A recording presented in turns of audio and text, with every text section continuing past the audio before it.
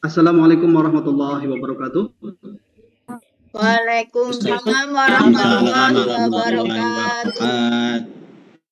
Semuanya, bagaimana kabarnya hari ini? Semuanya sehat? Alhamdulillah sehat Pak. Masih semangat ya? Masih semangat ya?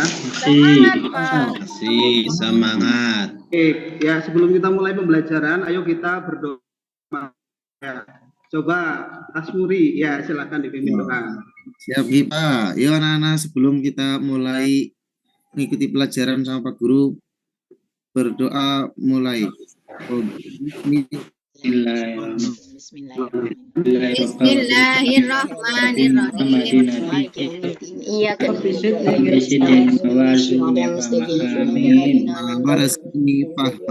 Amin ya Rabbal Alamin.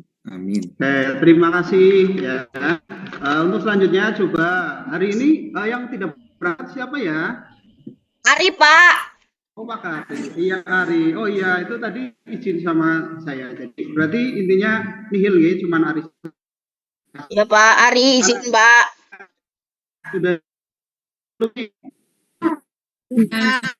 Ya harus ya dan harus semangat ketika anak-anak semangat belajar, insya Allah nanti gampang memahami apa yang akan kita bahas.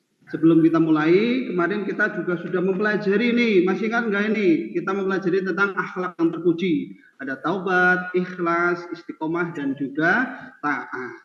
Nah, coba Deska, taat itu apa contohnya? Mematuhi perintah Pak, berarti ya gitu Pak. Lupa Pak. Oke, baik, terima kasih ya. Intinya taat itu adalah mematuhi perintah Allah. Kalau istiqomah ini teguh, dan kalau ikhlas beramal sesuai dengan niatan untuk mencari ridho Allah Subhanahu wa Ta'ala. Baik, untuk hari ini kita akan membahas bab yang kelima, yaitu adab sholat dan zikir. Nah, kalian simak dengan baik ya. Ini tujuan pembelajaran kita hari ini adalah yang pertama kemudian siswa mampu menerapkan dan membiasakan adab sholat dan zikir dalam kehidupan sehari-hari. Ya, jadi anak-anak semuanya nanti diharapkan setelah pembelajaran hari ini kalian semuanya itu bisa menerapkan adab, zikir dan siap nggih? Siap Pak. Pintar ini. Baik, coba diamati dulu ini. Ini adalah seorang santri yang sedang berdoa dan juga berzikir setelah menjalankan ibadah sholat. Ini ya, cermati dulu. Setelah itu coba ini, siapa yang bisa jawab ini? Nomor 1, mengapa harus menjalankan sholat? Ayo, coba ada yang bisa nggak? Sholat itu wajib hukumnya Pak. Sholat itu sebagai tiang agama Pak.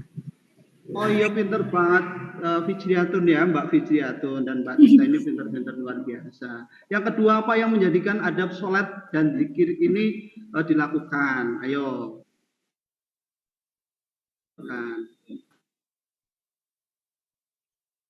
Karena mau menghadap kepada Allah. Supaya dekat dengan Allah, Mas Arif. Ya, supaya dekat dengan Allah. Luar biasa, betul semuanya. Wah, ini materi kita hari ini ya, ada pengertian adab sholat, dalil adab sholat, macam-macam adab sholat dan zikir, serta hikmahnya. Kalian simak dari awal sampai akhir. Yo, langsung kita akan perhatikan ini pengertian adab sholat dan zikir. Kita awali dari pengertian sholat. Ya, ini Pak Guru percepat karena insya Allah materinya juga sudah dipahami. Sholat menurut bahasa ini adalah berasal dari kata sholatun. Ini arti adalah doa. Sedangkan secara istilah, sholat ini adalah ibadah kepada Allah yang diawali dari takbiratul ihram dan juga diakhiri dengan salam. Rukun dan juga syaratnya harus dipenuhi. Ini sholat. Paham ya, Nana ya?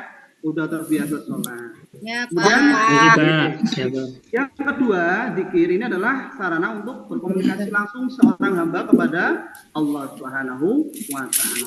Lalu zikir nanti kita akan semakin dekat dengan Allah. Nah, kemudian, ini setelah kalian tahu tentang pengertian sholat dan zikir, ini penting ini ada adab sholat dan zikir. Nah, coba apa sih pengertian adab sholat dan zikir?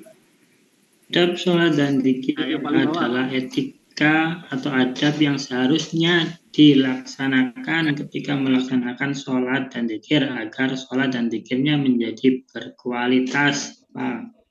Pintar, luar biasa ya. Ini etika adab, jadi etika yang harus diterapkan ketika menjalankan sholat dan zikir agar sholat dan zikirnya berkualitas. Nah, untuk dalilnya bisa dilihat dalam Al-Quran surat Al-Ankabut. Ayo kita baca bersama-sama ya. Yo, coba. Bismillahirrahmanirrahim. Wa aqimis sholata inna sholata fahsya'i wal munkari Wallahi wallahu ya'lamu ma tasna'un. Nah, ini artinya ya, dan dirikanlah sholat, sesungguhnya sholat itu mencegah dari perbuatan yang keji dan mungkar ila akhirnya.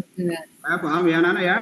Jadi sholat itu kuat sekali karena ada dalam Al-Quran. Demikian juga dengan dalil tentang perintah untuk berzikir. Nah, ini juga terdapat dalam surat Al-Ahzab. Nah, ini zikron kasiron, kita diperintahkan untuk berzikir sebanyak-banyaknya dengan menyebut nama Allah Subhanahu wa taala. Sampai di sini bisa dipahami? Sakit, Pak. Oke, baik. Kita lanjut ya. Nah, untuk selanjutnya Pak Guru akan bagi kalian menjadi beberapa kelompok. Wah, ini ya. Nanti silakan. Wah, 4-4 ya. Nah, ini ada Mas Arief, kemudian Mbak Deska, Mbak Fitriatun dan sebagainya. Nanti sesuai dengan bangkunya. Iya, silakan. Oke. Nah, ini soalnya ya. Soalnya silakan coba nanti diuraikan, dicari tahu. Ya, waktunya 5 menit dari sekarang. Ya. Nah, kalau sudah coba kelompok 1 Mas Arief, silakan Ya, dari hasil diskusi di sini adab sholat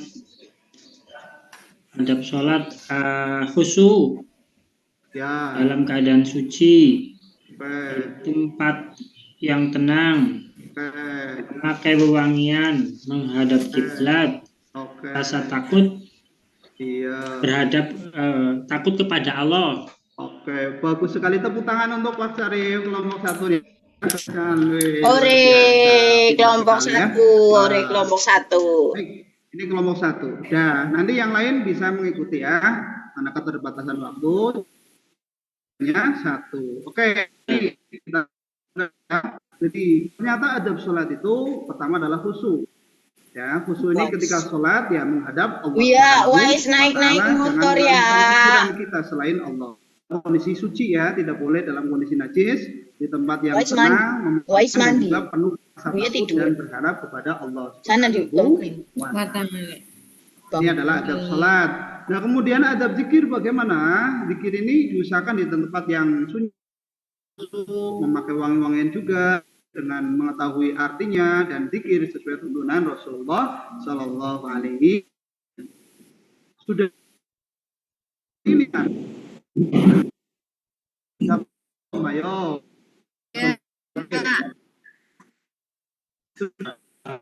Zikir di makam boleh, Pak. Mbak Sukarti sudah gimana mau tanya?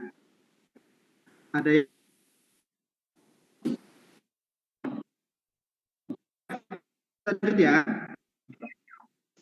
Oke, kita lanjutkan. Nah, ini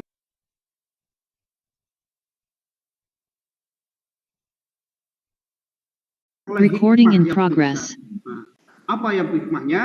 Yang pertama ini ya, mendidik disiplin dan yang pertama. Jadi ketika kita sholat dengan tepat waktu, maka kita nanti akan menjadi orang yang disiplin. Coba yang kedua dibaca bareng-bareng, ayo anak-anak. Yang kedua apa? Menjadikan hati tenang karena sholat merupakan hubungan antara hamba dengan penciptanya. Bagus sekali ya. Jadi yang kedua menyebabkan hatinya tenang karena sholat ini merupakan hubungan antara hamba dengan sang Khalik ya. Demikian juga zikir, ala bidzikrillah tatmainnul qulub. Karena sesungguhnya dengan berzikir kepada hati kita akan menjadi tenang. Yang ketiga, menyadarkan manusia tentang hakikat dirinya yang merupakan hamba Allah. Jadi kita itu adalah hamba Allah ya. Kita adalah makhluk ciptaan Allah yang harus patuh kepada perintah Allah. Jangan sampai kita melanggarnya. Kemudian menanamkan nilai tidak ada yang memberi nikmat dan pertolongan selain Allah. Dan kita sholat, berarti siapa sih yang memberi nikmat? Ya Allah Subhanahu wa Ta'ala. Kemudian sholat menjauhkan diri dari perbuatan keji dan mungkar. Ini penting sekali ya anak-anak ya. Kalau kalian rajin sholat, rajin ibadah, insya Allah nanti akan dijauhkan dari perbuatan keji dan mungkar. Yo, siapa yang ayo tanya ini Pak Guru. Ada enggak? Ada ya. Itu karena melanggar Allah. Kalau kita biasa sholat, insya Allah jadi orang yang jujur, kemudian bersabar, ulat dalam menghadapi masalah apapun, mempunyai harapan-harapan hidup yang tersimpan dalam jiwa. Nih, dan yang terakhir, yang ke-9, ayo baca bersama-sama anak-anak, ayo. Yang ke-9 apa? Menjadikan diri dekat dengan Sang Pencipta.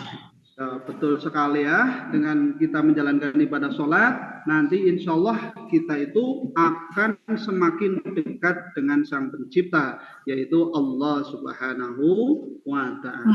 Hari ini juga sama berlaku ketika kita bisa menjalankan zikir dengan khusyuk, hikmahnya pun kita nanti akan semakin dengan Allah Subhanahu wa Ta'ala. Mudah-mudahan ini masuk ke dalam surga. Yang nggak pengen masuk surga, angkat tangan.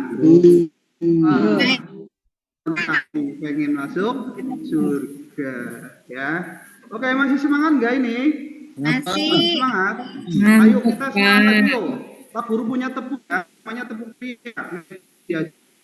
Tepuk ceria, senyum, ceria. Bisa nggak? Bisa.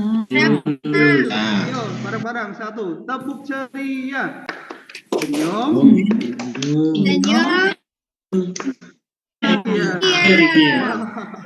Ini walaupun sudah siang, sudah lapar ya, anak-anak tetap ceria harus ya. Baik, nah setelah ini ya Pak Guru kasih tugas sama kalian. Nanti ada 2 asesmen ya. Yang pertama nanti kalian ini ada 5 soal ini anak-anak. Tadi Pak Guru sudah menerangkan ini ya, sama dijelaskan adab sholat dan zikir. Yang kedua, tulislah dalil tentang adab sholat dan zikir. Yang ketiga, sebutkan adab sholat dan zikir. Yang keempat, sebutkan 3 hikmah perilaku orang yang melakukan adab sholat dan zikir. Dan yang kelima, bagaimanakah cara mempraktikkan adab sholat dan zikir. Mudah-mudahan semua ya. Nah, insya Allah semuanya bisa. Silakan anak-anak coba dikerjakan. Soalnya boleh ditulis atau mungkin langsung dijawab asal statementnya jelas. Contoh pengertian adab sholat ya kalian adab sholat dan zikir adalah seperti itu. Ya, silakan dikerjakan. Sudah selesai? Sudah Pak, bentar lagi pulang Pak. Sampun Mas Pak. Arif sudah selesai? Sampun Pak, sebentar lagi pulang Pak. Yang sudah mau pulang ya? Iya. Satu lagi ini silakan untuk sikap kalian tinggal kalau kalian melakukan sholat dengan khusus tinggal centang selalu sering atau kadang-kadang sampai melaksanakan sholat tepat waktu ya nanti kalian tinggal centang saja dikirnya tepat guru ya nanti kolomnya silakan nanti Pak bagikan lembaran penilaiannya. Baik anak-anak semuanya, demikian pembelajaran hari ini. Terima kasih kalian sudah menyimak dari awal sampai akhir. Intinya ada sekali kita terapkan dalam kehidupan sehari agar sholat kita, zikir kita semakin berkualitas sehingga ibadah kita mudah-mudahan diterima dan mudah-mudahan Allah akan memberikan yang terbaik untuk kita. Fitni wa dunya wal amin ya Allah rabbal alamin. Yuk kita akhiri ya pertemuan pada siang hari ini dengan membaca doa bersama-sama kafaratul majlis. Bismillahirrahmanirrahim. Subhanallahumma wa bihamdika asyhadu an la ilaha illa anta astaghfiruka wa atubu ilaik. Ya, terima kasih. Nanti insya Allah kita lanjut ya di pertemuan yang akan datang. Kita akan bahas mengenai keteladanan Nabi Sulaiman alaihis salam di bab berikutnya. Tetap semangat ya. Ya, kurang lebihnya minta maaf. Assalamualaikum warahmatullahi wabarakatuh. Waalaikumsalam warahmatullahi wabarakatuh.